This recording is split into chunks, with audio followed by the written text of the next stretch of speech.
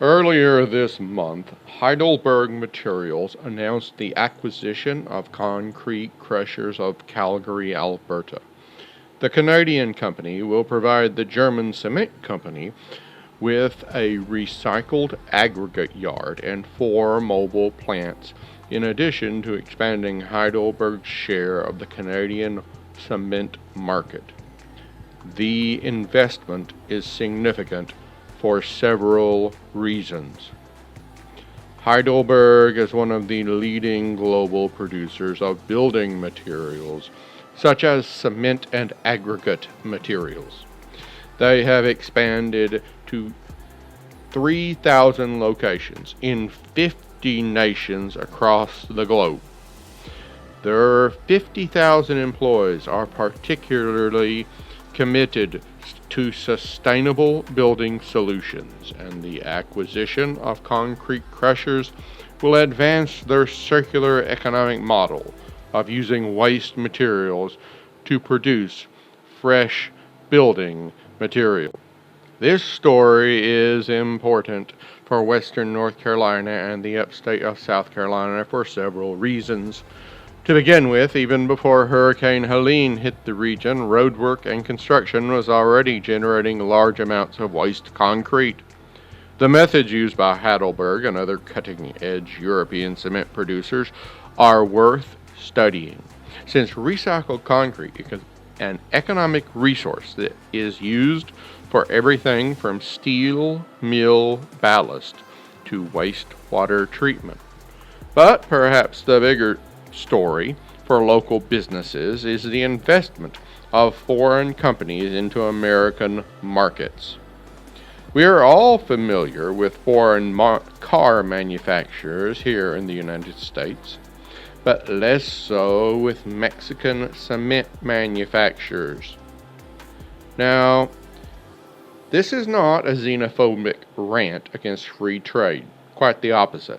The owners of Concrete Crushers Inc. are probably quite happy with the chunk of euros they received from their German business partners. Owners of companies from dumpster rentals to sandwich shops who are thinking of selling them should not limit their options to the American shores. There is plenty of capital elsewhere in the world that could end up in your pockets. Of course, it works the other way too. Spectrum Plastics is a company acquired 2 years ago by Dupont Chemicals. For the prior 6 decades, they'd molded polymers into medical devices such as catheters. Their expertise in extrusion, injection molding, and laser processing is spread in over 1 million square feet of plants across the globe, supplying customers in biopharmaceuticals, medical devices, and the pharmaceutical industry. Working with Dupont, Spectrum will open the first sterile packaging plant in Costa Rica to supply that nation's patients and medical needs there and across the Caribbean. When one thinks of the increased access for patients in those nations to this medical care that is almost taken for granted here in the States, it is heartwarming. The facility in Heredia, Costa Rica will expand its medical tubing production along with the new sterile packaging production lines in the 16,000 square foot expansion. Medical care is something we are all thankful for, and whether it's a vaccination needle or a surgical procedure or even just donating blood, sterile medical packaging and medical tubing is ever present. Now, this also strikes a chord here in Western North Carolina, where an IV bag plant was temporarily shut down by Hurricane Helene. The effect was felt across the nation, with some emergency rooms, in some cases, handing out bottles of Gatorade instead of using an IV bag. This is an indication of what we all know about the global supply chain and how tenuous it is.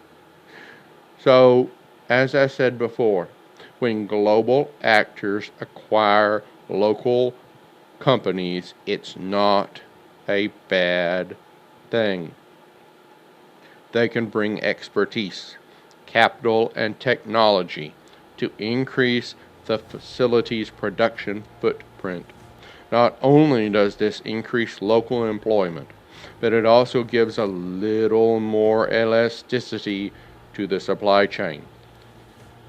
Staying with the global trade trend, one reason that global players will acquire local firms is to avoid tariffs.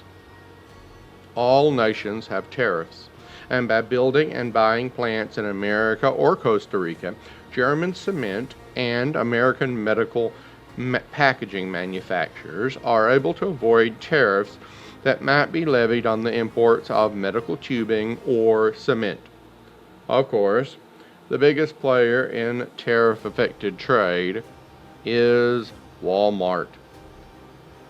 While most of us in Asheville or Greenville are acutely aware of how tariffs affect goods filling our local shelves, Walmart is very much a global player, and their customers in Mexico City and New Delhi think about this even more than we do.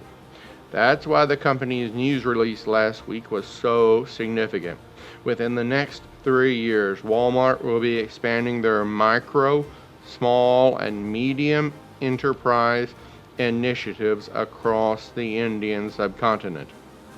Since 2018, they've already worked with nearly 100,000 Indian entrepreneurs in ways that have enriched Walmart and the Indian economy. Now they want to nearly double that amount. The training and support from Walmart is not just to build a foundation of local suppliers for their stores on the subcontinent.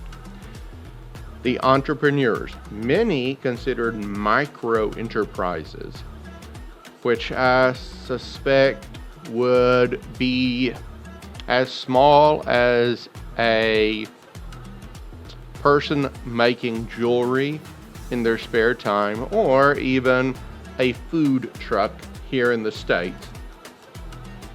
These people can gain access to global e-commerce markets. They receive digital business tools and mentoring relationships to take their business goals far beyond the next level. The program in India is called Walmart Viridi, and it has resulted in 55% annual growth in the small businesses that have been involved. Of course, India is not the only place Walmart has stores, and it's not the only place this initiative is taking place. The Crece con Walmart program in Mexico and the Grow With Us project here in the States. See what they did? Grow with us, grow with US. Are doing the same thing. By partnering with players already on the ground, Walmart is taking the market stall operators of today and growing them into the billionaires of tomorrow. In India, that means partnering with the Flipkart Group, a digital commerce powerhouse with 500 million customers buying from 1.5 million sellers on their digital commerce platform. Around the globe, companies are realizing that while life will never be perfect, happy customers are the best customers, whatever global trade policy might be.